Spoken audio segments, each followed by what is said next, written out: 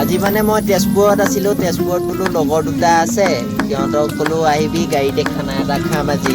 সেইকাৰণে মাংসৰ কাৰণে ইয়াত পিঁয়াজ জলকীয়া ফাৰ্ষ্ট দিয়া হৈ গ'ল, আলু কাটি থৈছোঁ, বিলাহী, এফালে ভাত হৈ গ'ল পুৰা একদম। এইটো আমাৰ ৰিংকু মুখখন দেখা নাই মানে, ই ক'লা যে ৰাতি ধৰিবই নোৱাৰি। মেইন কেছ এনেই কথা নাই, এইটো দীপজ্যোতি ই লাজ কৰে আকৌ, সেইকাৰণে মুখখন ঢাকি দিছে, বহুত লাজ ইয়াৰ।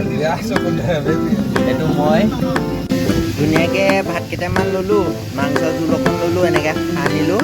এয়া মাংস কালাৰ চাপ ৰাইচ, এয়া মাংস পাতিয়ে খাই আছে, এয়া ইফালে খাই আছে, একদম টিপটপ আৰু খাই দিওঁ।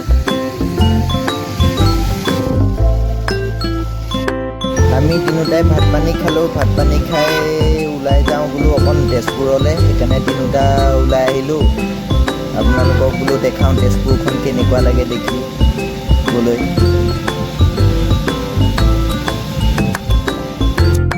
তেজপুৰৰ ভিউ।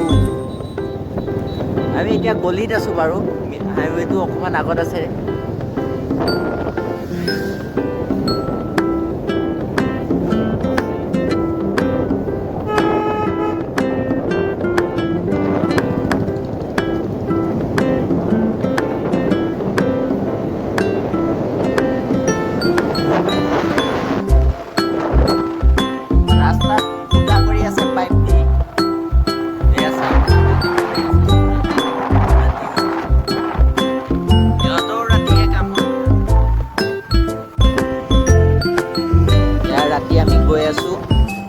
আজি মানে মই গাড়ীত নাথাকোঁ, লগৰটো ৰুম আছে ন ওচৰতে তেজপুৰতে, তাৰ ৰুমলৈ গৈ আছোঁ।